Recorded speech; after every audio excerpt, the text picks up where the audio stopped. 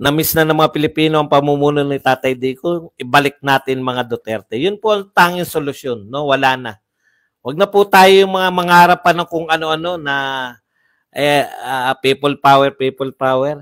Yan po ang totoong people power. 2025, iboto natin mga Duterte, yung line-up nila, no? O, yung mga nagagalit na nagsasabing po yan po, sakit na sakit sila sa katotohanan. Nasaan yung kanina nagsabi na, uy, di nga. You're right, Sir Badong. Talagang matalino ang DDS vloggers. Hindi rin naman lahat. Mahalataan nyo. Mahalataan nyo. Lahat naman ng bagay, meron nakikisakay lang, di ba? Wag naman po lahat, masasaktan naman kami. Yan. Sir Minandro Cap Elsar. Yan. Caitlin. Kuya Buds, kapag tinaas ni PRRD si Bam Aquino, ano gagawin natin? Ayaw. May prinsipyo lang DDS vlogger. Yan. Pwede. Yan. Jennifer ay. Kasi ang matitiyak ko sa inyo, wala pong bayaran na yung galing sa mga Duterte. Meron po sila mga ano yan mga marami na pong mga DDS vlogger na may mga sponsorship, no? Yun po nagbabayad sa kanila, mga sponsors nila. Pero yung sasabihin nyo na binabayaran sila para i-vlog yung mga Duterte, ako po makakatiyak na wala pong nagbabayad sa mga Duterte. Si PBBM inamin nahirapan makakita ng bagong DepEdSec. Talagang ganun. Mahirap palitan ang pamumuno ng isang Duterte. Ganbate, kuya, watashi no mama maisug Japan. Yan. Kung ano man yun, ganbate. Alam nyo na ibig sabihin, ang naunawaan ko dyan ay iba. Ang ganbate ba at magbate? Caitlin, aga mo, Sir Buds.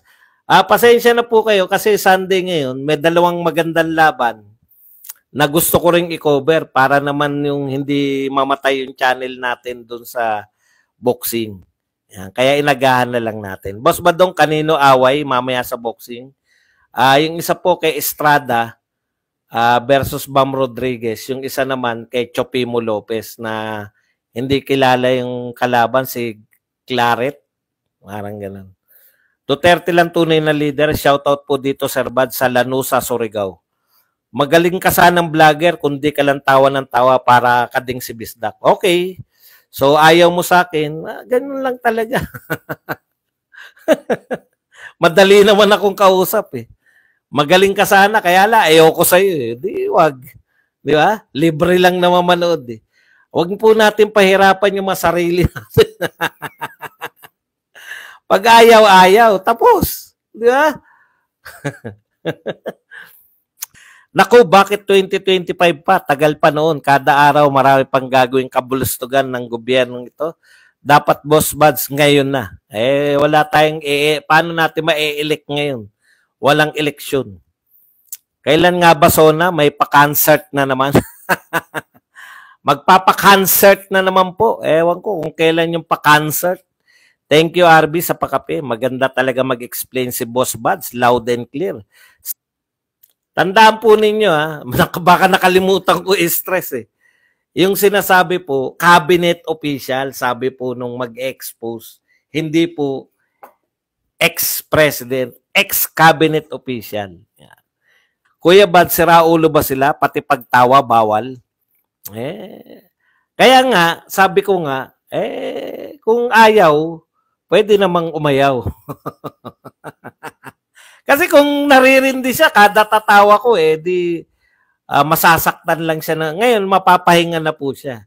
Habang buhay na niya akong hindi maririnig. Pero lang kung gumawa ulit siya ng panibagong account. Boss, si Mike Abi na naman ang isunod mo. Sir Badong, pa-shout. Kasi sumulpot yung kay ano eh. Ganun kagad eh. Si Digong ang protector eh. Tindi naman, 300 pogos.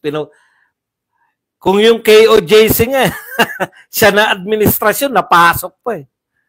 Malala talaga mga utak nito. Dapat umalis o bumaba ng Pangulong ito dahil pag may pagkukulang siya, hindi niya matugunan ang problema, ang sisi kay Digong. Correct. Kinikilig pa yung mga kinikilig pa yung mga vlogger, tuwan-tuwa pa eh. Kailan kaya now showing ng pulboronic video? Katulad po niyan, itanong niyo po yan doon sa mga nagsabing meron silang video. Ako naman, di naman ako nagsabing may video ako. May chance po bang magka-people power? Ang people power po, ano yan eh, biglaan po yan. Yung bigla nagalit yung tao. Hindi po yan pinaplano actually. Yung mga nagdaang people power, ganun po yun. Di ba? Wala pong nagplano yun. Ganito mangyari, ganito. Wala po eh. Biglaan. Malay nyo, may biglaan. Hindi po yun, hindi po yun pinaplano. Boss Bads, halos lahat ng mga political strategies na sobra daw yung tatlong Duterte yung tatakbo. Sa tingin ko, strategy yan. Ang tanong, bakit senator? Anong meron sa senator? Paano yan nakakatulong sa Pilipinos? Una, hindi siya sobra. Yun na sa sobrahan, takot mga anti-Duterte ang mga political strategies na sinasabi mo. Kilala naman natin yan. Wala naman pong political strategies na nagpapakilala na hindi anti-Duterte. Lahat na napapanood nyo, halos anti-Duterte yan. No? Pero lang ako sa SMNA kayo nanonood. Okay. Ikalawa sa tanong mo, bakit senador? 2025, senador po ang pinakamataas na posisyon na pwede nilang takbuhan. Pinakamataas eh. Kaya dapat yung pinakamataas para may impact. Ang impact kasi ng isang senador, grabe. No? Mas malakas pa yung impact ng matinong senador ha. Yung mga hindi nga matinong senador, nakita nyo kung gaano kalakas yung impact eh. Bawat sabihin ng senador, bawat i-acto niya, laman ng balita yan. Ganun po ka-powerful yung isang senador. Kung Duterte po yan, araw-araw nasa lahat ng gustong sabihin. Kasi tignan nyo bakit po tatakbong senador? Nagtsatsaga nga sa maisog eh. Di ba? Ilan lang po nakakapakinig sa mga maisog rally. Imaginin po ninyo kung sila po ay senador. Kada salita niyan, pakikinggan ng buong Pilipinas. Okay? Pakibantayan, Boss Bads, may nagbubura na comment dito. Wala naman ako nakikita, Prince Harry. Ako yung nagbubura. Boss Bads, nuclear war, labanan saan tatago? Wala tayong tataguan. Una, wala tayong mga bunker na tinatawag para sa nuclear fallout. Wala po tayo nun. Deads na lang tayo. Mga tao, labas po kayo sa Metro Manila, punta kayo sa Batasan at may maisog National Day of Protest doon. Ang bata mo pa pala, sir, Mrs. Mami. Opo, 55 lang ako, mukha lang ako matanda. Dahil pinoproblema ko. Pinoproblema ko lahat. Boss, alam niyo naman na bayaran po yung coach na yan. Matagal na po yan. Ano po ba yung National Day of Protest ngayon sa Batasan? Meron po ba? Sayang naman. Bakit hindi ko alam? Sana nakapanawagan. Yun po ang problema eh, no? Hindi ako updated sa mga,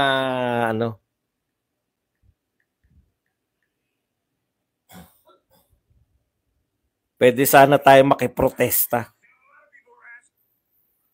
Hanap po tayo mamaya. Pwede